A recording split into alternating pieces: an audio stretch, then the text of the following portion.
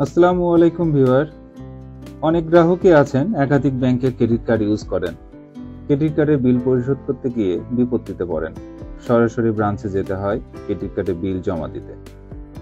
কিন্তু আপনার যদি ডাচ বাংলা ব্যাংকের অ্যাকাউন্ট থাকে এবং নেক্সাস পে অ্যাপ ব্যবহারকারী হন, তাহলে খুব সহজেই ঘরে বসে যে কোনো সময় যে কোনো ব্যাংকের ক্রেডিট কার্ডের বিল দিতে পারেন। ক্রেডিট কার্ডের বিল জমা দেওয়া নিয়ে চিন্তার কিছুই থাকবে না, সব হয়ে যাবে পানির মতো সহজ। তাহলে চলুন নেক্সাস পে অ্যাপের মাধ্যমে যে কোনো ব্যাংকের ক্রেডিট কার্ডের বিল কিভাবে দিতে হবে দেখে নিন। প্রথমে নেক্সাস পে অ্যাপে লগ ইন করব। অ্যাপের মেনু বারে ক্লিক করুন। আদার ব্যাংক ট্রান্সফার এই অপশনটির উপরে ক্লিক করুন। ডাচ বাংলা ব্যাংকের অ্যাকাউন্ট থেকে অন্য ব্যাংকে ফান্ড ট্রান্সফারের ক্ষেত্রে কিংবা ক্রেডিট কার্ডে বিল পরিশোধের ক্ষেত্রে প্রথমেই আপনাকে বেনিফিশিয়ারি অ্যাড করে নিতে হবে। তাই বেনিফিশিয়ারি মেইনটেনেন্স অপশনটির উপরে ক্লিক করব। এখানে দুটি অপশন পাবেন, অ্যাকাউন্ট আর একটি হচ্ছে কার্ড। আমরা যেহেতু ক্রেডিট কার্ডে বিল পরিশোধ করব, তাই কার্ড অপশনটি ক্লিক করব। এখানে দেখুন বাংলাদেশে বিদ্যমান ব্যাংকগুলোর একটি লিস্ট চলে এসেছে। আপনি স্ক্রল করে নিচের দিকে নামতে থাকলে সবগুলো ব্যাংক দেখতে পাবেন। আপনি যে ব্যাংকের ক্রেডিট কার্ড বেনিফিশিয়ারি হিসাবে অ্যাড করবেন সেই ব্যাংকটা সিলেক্ট করবেন। আমি যেহেতু এবি ব্যাংকের ক্রেডিট কার্ডটা অ্যাড করব, তাই এবি ব্যাংক লিমিটেড সিলেক্ট করছি। এখানে কার্ডের নাম্বার এবং কার্ডের নাম দিতে বলবে, সেগুলো টাইপ করবেন, তারপর নেক্সট করবেন। নিকনেম বা ডাক নাম দিতে বলবে, আপনি আপনার নিকনেমটা টাইপ করবেন। এরপর অ্যাড বেনিফিশিয়ারি বাটনটি ক্লিক করবেন। এরপর বেনিফিশিয়ারি অ্যাডেড সাকসেসফুলি এই মেসেজটি দেখতে পাবেন। হয়ে গেল আপনার বেনিফিশিয়ারি অ্যাড করা। এখন যদি আপনি এখনই সাথে সাথে ফান্ড ট্রান্সফার করতে চান, তাহলে ফান্ড ট্রান্সফার বাটনটি ক্লিক করবেন। আর যদি পরে করতে চান, তাহলে ব্যাক হোম বাটনটিতে ক্লিক করে হোম পেজে চলে যেতে পারেন। আমরা এখনই ফান্ড ট্রান্সফার করব, তাই ফান্ড ট্রান্সফার বাটনটি ক্লিক করছি। ফান্ড ট্রান্সফার বাটনটি ক্লিক করলে আদার ব্যাংক ট্রান্সফার এই পেজটি চলে আসবে, যেটা আমরা প্রথমেই পেয়েছিলাম। এখানে আপনি ফান্ড ট্রান্সফারের দুইটা অপশন দেখতে পাবেন, BF10 রেগুলার ফান্ড ট্রান্সফার আর একটি হচ্ছে NPSB instant fund transfer. BF10 এর মাধ্যমে আপনি যদি ফান্ড ট্রান্সফার করেন, তাহলে সর্বোচ্চ 3 কর্মদিবসের মধ্যে আপনার পেমেন্টটি আপডেট হয়ে যাবে। আমি আমার ব্যক্তিগত অভিজ্ঞতা থেকে যেটা পেয়েছি, BF10 এর মাধ্যমে ফান্ড ট্রান্সফার করলে সাধারণত একটা কর্মদিবস পরেই পেমেন্ট আপডেট হয়ে যায়। আর NPSB ইনস্ট্যান্ট ফান্ড ট্রান্সফারের মাধ্যমে যদি আপনি পেমেন্ট দেন, অ্যাকাউন্টে অ্যাকাউন্ট ফান্ড ট্রান্সফার হলে সাথে সাথে বা ইনস্ট্যান্ট পেমেন্ট আপডেট হবে, কিন্তু ক্রেডিট কার্ডে বিল দিলে ইনস্ট্যান্ট আপডেট হবে না।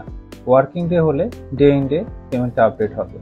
ব্যক্তিগত অভিজ্ঞতা থেকে যেটা দেখেছি, লাস্ট ক্লিয়ারিং 3টার আগে যদি আপনি NPSBর মাধ্যমে পেমেন্ট দেন, তাহলে সেই দিনই আপডেট হয়, নতুবা পরের দিন আপডেট হয়।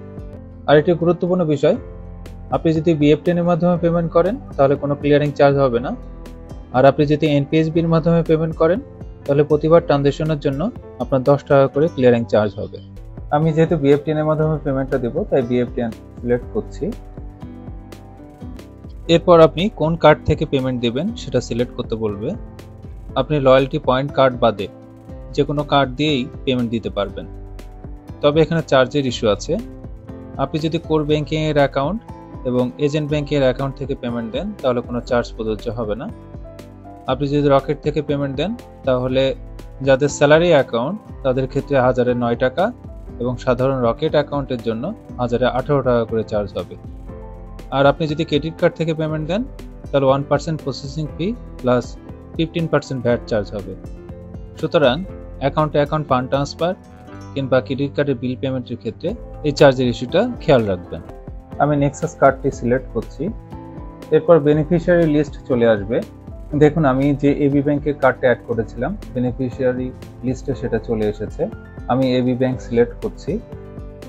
এরপর আপনি টাকার পরিমাণ 2 থেকে 10 লেটারের মধ্যে একটা ছোট ন্যারেশন দিবেন, নেক্সাস পের পিন নাম্বারটা দিবেন এবং সর্বশেষ টিকমার্ক দিয়ে টার্মস অ্যান্ড কন্ডিশন এগ্রি করবেন। তারপর ফান্ড ট্রান্সফার বাটনটি ট্যাপ করবেন। এরপর এই ধরনের একটা মেসেজ পাবেন, আর ইউ শিওর। এখানে আপনি যে টাকা পাঠাতে যাচ্ছেন এবং যে কার্ডে টাকা পাঠাতে যাচ্ছেন সেটা ঠিক আছে কিনা একবার দেখে নেবেন। সব ঠিক থাকলে ইয়েস করবেন।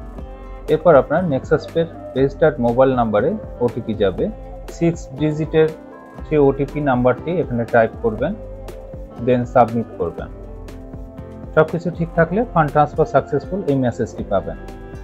আপনি যদি এনপিএসবি পেমেন্ট অপশনটা সিলেক্ট করে পেমেন্ট দেন, তাহলে যেই ব্যাংকে আপনি পেমেন্ট দিচ্ছেন সেই ব্যাংকটা যদি এনপিএসবি ইনলিস্টেড হয় বা অ্যালাউড হয়, তাহলে সাকসেসফুল মেসেজ পাবেন। আর যদি সেটা ইনলিস্টেড না হয়, তাহলে এই ধরনের একটা এরর মেসেজ পাবেন, যা থেকে আপনি সহজে বুঝতে পারবেন আপনি যে ব্যাংকে পেমেন্ট দিতে চাচ্ছেন সেটা এনপিএসবি অ্যালাউড কিনা। এই ছিল আজকের ভিডিও। এই ভিডিও সম্পর্কে কারো কোনো প্রশ্ন থাকলে অবশ্যই কমেন্টস করে জানাবেন। সবাই ভালো থাকবেন। আল্লাহ হাফেজ।